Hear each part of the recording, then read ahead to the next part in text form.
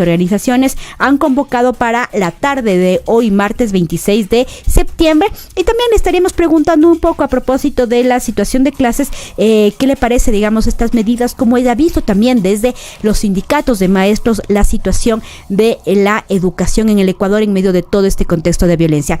Ya, entonces me confirman ya la entrevista con Isabel Vargas. Isabel, muy buenos días, bienvenida acá a Wamra. Muy buenos días a ustedes y a todas las personas que nos están escuchando en estos momentos.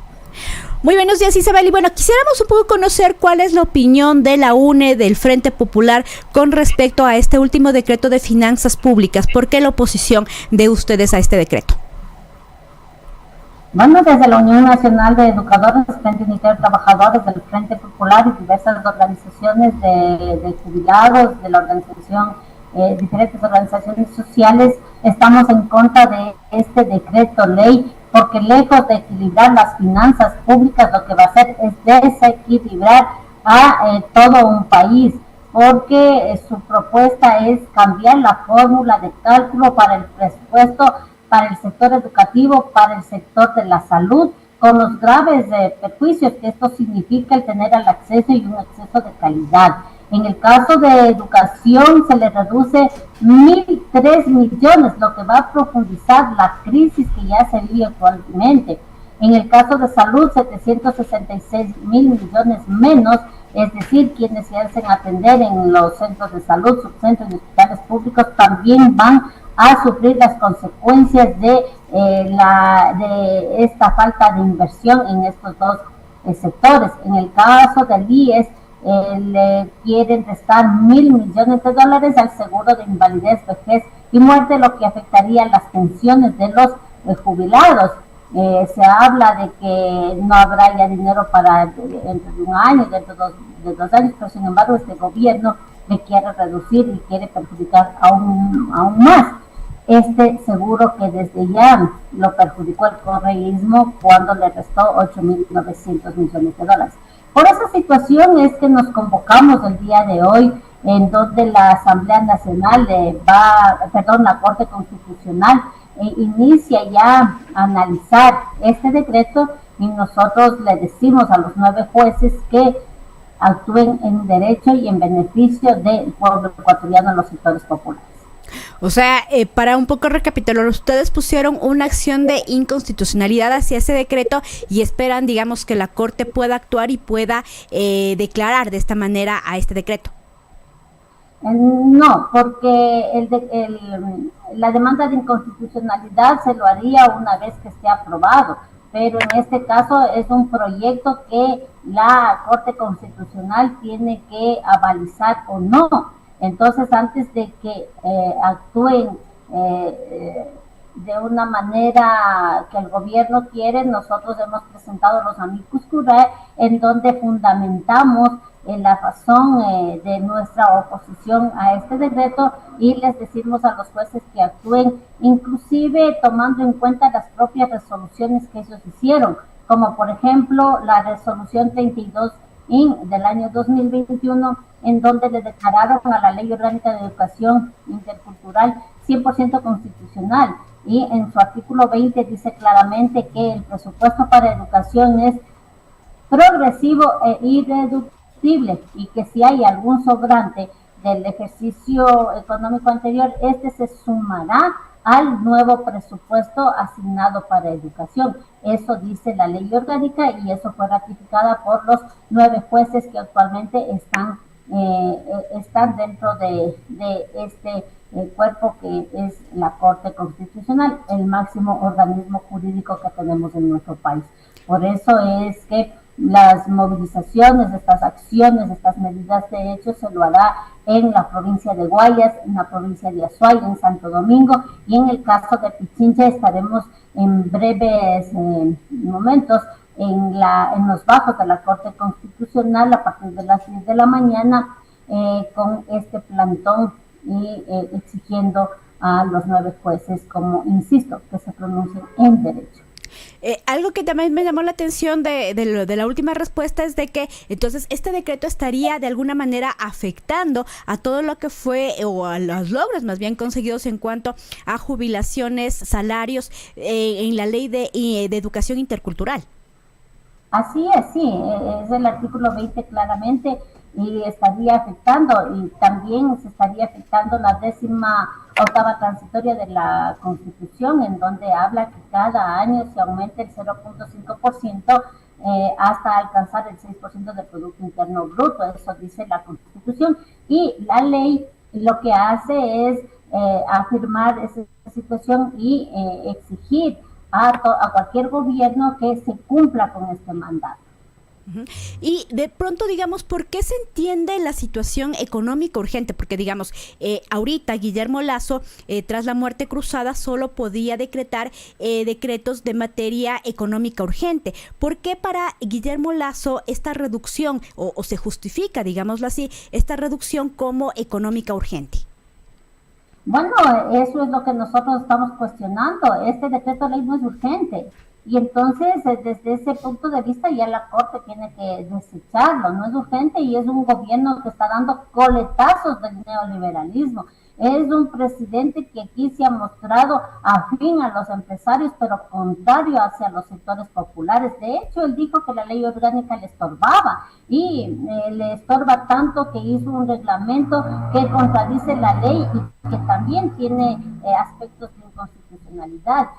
Y, por ejemplo, habla de que los textos, la alimentación, la capacitación para los docentes, uniformes, etcétera, estará supeditado al presupuesto general del Estado, y así lo viene haciendo. Está entregando un texto por cada 3 estudiantes, por ejemplo, ¿no? Entonces, sí, es un gobierno que ha afectado y que le está dejando la mesa, o le quiere dejar la mesa tendida a los futuros, o el futuro, o futura gobernante. Entonces está muy claro que este gobierno en estos últimos tiempos no solamente que está perjudicando al pueblo, sino que con estas medidas económicas, sino también se está levantando en actos de peculado, de corrupción, y está demostrando su incapacidad para gobernar y que su salida corresponde justamente a eso. Uh-huh. Y digamos, de algunos cálculos que ustedes de pronto han podido hacer, ¿cuántos maestros estarían de alguna manera perjudicando si se estarían reduciendo todos estos aportes, principalmente a los salarios, a las jubilaciones? Mire, por el momento hay una reducción de 20,000 maestros que no han sido convocados al concurso de méritos de oposición. Y esas partidas la tiene congelado el Ministerio de Educación y afecta a los maestros, por supuesto, pero sobre todo afecta a los 3.500.000 estudiantes que tienen que estar asignados en las aulas. Son aulas de 60 a 65 estudiantes y eso no le pone en condiciones óptimas para el aprendizaje, tomando en cuenta que luego de la pandemia tienen un deterioro en capacidades, en habilidades como aprender a leer, a escribir, como las operaciones matemáticas.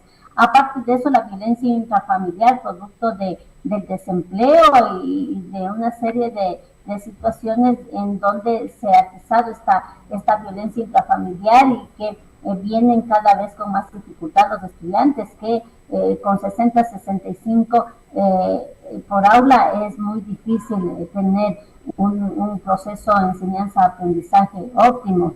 Entonces, sí, el perjuicio es integral al sistema educativo.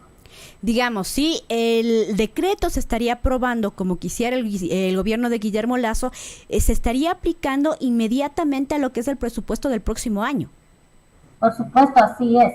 Se estaría aplicando exactamente para el presupuesto del año 2024 y vemos que una crisis que se nos viene con este fenómeno del niño, en donde los afectados son justamente la infraestructura y también la escolaridad, porque no hay garantías para una educación de calidad, ni de manera presencial, peor de manera virtual. Los jóvenes, los niños de Durán están siendo afectados, primero por la pandemia del COVID y ahora por esta pandemia, por la pandemia de la delincuencia, por la pandemia de la corrupción. En este caso, los gobernantes que no han tenido esa capacidad de pagar esta deuda social, porque la ola de delincuencia es justamente la causa, el origen es estas medidas neoliberales que dejan en el desempleo a millones de personas. Son 1.500.000 jóvenes que ni estudian ni trabajan, y no ha habido aumento de cupos en la universidad, no hay generación de empleo. 2 millones de personas han pasado de la pobreza a la extrema pobreza. Entonces, obviamente que las mafias tienen caldo de cultivo aquí, en estas personas que tienen este tipo de situaciones. Hay 260.000 niños que no retornaron hacia las aulas y 1.326 han sido aprendidos delinquiendo junto con estos delincuentes. Entonces, esa es la realidad en la que nosotros vivimos. Por eso nos oponemos a este decreto ley, y si pasase, el pueblo ecuatoriano tenemos el derecho a la resistencia cuando nuestros derechos están siendo violentados. Y a propósito que Isabel topa, digamos, la situación un poco de Durán, ¿cuál es su opinión sobre esta medida de alguna manera, si se quiere, precipitada, que sacó últimamente el Ministerio de Educación, de solamente fijar las clases virtuales para 6 planteles de Durán y 6 de Guayas? Eso de alguna manera, digamos, responde a las necesidades. Por ejemplo, este pedido del alcalde, ¿se puede, digamos, de alguna manera paliar la situación que vive Durán con esta medida? Bueno, paliar la situación de Durán, ¿no? Porque esto es a nivel nacional. Esto de la violencia, de las mafias, tiene otra fuente, es una estructura prácticamente que ha sido consecuencia de la falta de inversión en el aspecto social. Las medidas de la ministra es salvaguardar la vida de los estudiantes. Nosotros responsabilizamos porque la vida, la seguridad de todos los ecuatorianos y mucho más de los niños, niñas y adolescentes le corresponde al Estado. No puede ser una ministra que diga que porque dentro del colegio no se produce actos de violencias o muertes, asesinatos, etcétera, no hay problema. Tiene que garantizar la vida del estudiante desde que sale a la casa hasta que llega a la institución. No es que porque está fuera de ella ya la ministra se lava las manos. Aquí dice nuestro artículo 44 de la Constitución claramente que todos tenemos que velar por el interés superior de los niños, niñas y adolescentes. Lo dice claramente, y que debemos procurar que sus derechos sean protegidos de manera integral. Eso dice la Constitución. Le recuerdo a la señora ministra María Abrán que eso establece, y por lo tanto no se puede lavar las manos de esa manera y actuando que unos pocos vayan a la educación virtual, que no es garantía tampoco. Por eso dije anteriormente, aquí no hay garantía ni para la educación presencial y mucho menos para la educación virtual. Es decir, la educación está en crisis y la ministra no ha ejecutado todo el presupuesto. Hasta la fecha de hoy apenas el 38%. ¿Qué quieren hacer con ese dinero? ¿A dónde va si en educación el presupuesto está preasignado? Entonces aquí hay una falta de voluntad política por parte de este gobierno para atender a estos sectores. También hace un par de días se hablaba de la gran deserción escolar. Queríamos también preguntarle a Isabel cómo se ha visto esto, por ejemplo, en los planteles, en los colegios de la Sierra, ahora que empezaron las clases. Bueno, el año anterior, en la jornada donde yo laboro, migraron alrededor de 25 estudiantes y obviamente hay que sumar a sus familias. Ahora la deserción también es porque los padres de familia no quieren enviar a los hijos a la escuela por el miedo a que sean asesinados o sean víctimas de la delincuencia, no solamente en el camino, sino también al interior con las explosiones, ¿no es cierto? Y aparte de eso, esta falta de generación de empleos, 260,000 niños no regresaron. Según el INEC, la mayoría de estos estudiantes están realizando este trabajo infantil, y eso es preocupante. Y otros están siendo captados por estas mafias, están yendo a la escuela de la delincuencia en lugar de ir a la escuela regular. Y digamos, a propósito también del inicio de clases, Guillermo Lasso mencionaba varias, digamos, inversiones que se han hecho en cuanto a la infraestructura escolar. También se hablaba de que se inauguraron nuevas escuelas, nuevos establecimientos educativos. Un poco, ¿cómo se contrasta esto con la realidad que está pasando en cuanto a infraestructura, por ejemplo, en las escuelas?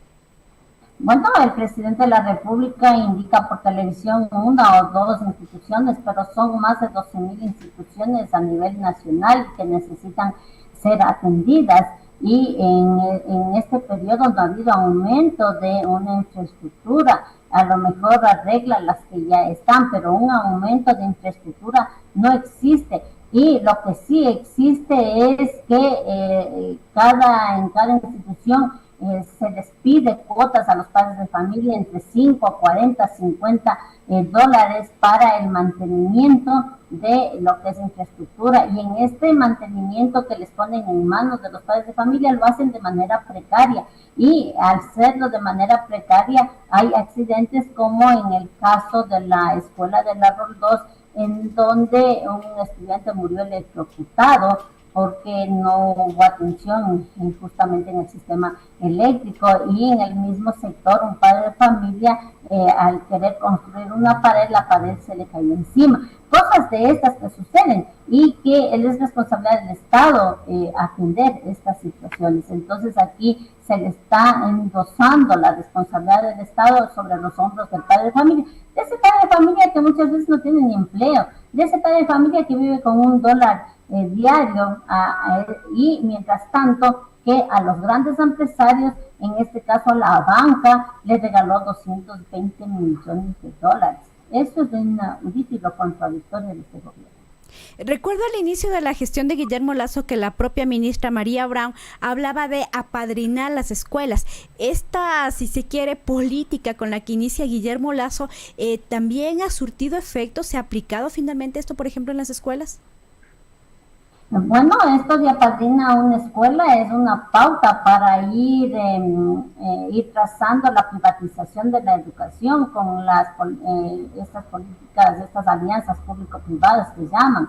Pero aquí la responsabilidad es del Estado y no puede haber discriminación, porque esto de apadrina, el padrino le entregará computadoras a una institución, pero en las urbanos marginales no tienen. Y aquí no es responsabilidad de la empresa privada que pague el impuesto que le corresponde, porque por entregar algún recurso a una escuela, lo que pasa es que le van a reducir el impuesto. Entonces no es que la empresa privada está realizando, sino que aquí hay un beneficio para sus amigos empresarios. Aquí lo que se tiene es que exigir que paguen sus impuestos.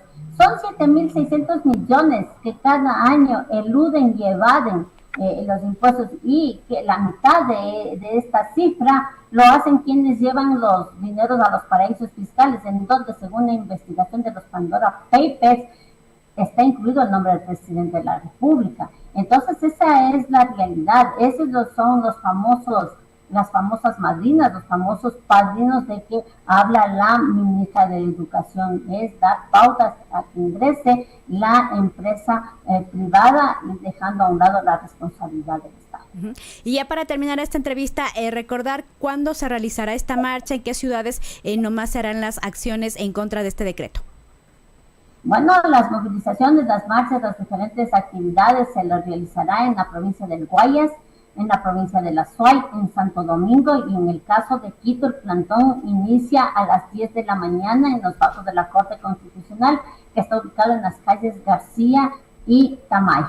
Les esperamos porque esta es una acción de todos, es una responsabilidad de todos los ecuatorianos, y pues debemos exigir y demostrar nuestro derecho a la resistencia, nuestra inconformidad, porque va a afectar ahora a los 16.900.000 ecuatorianos según los datos parciales del INE.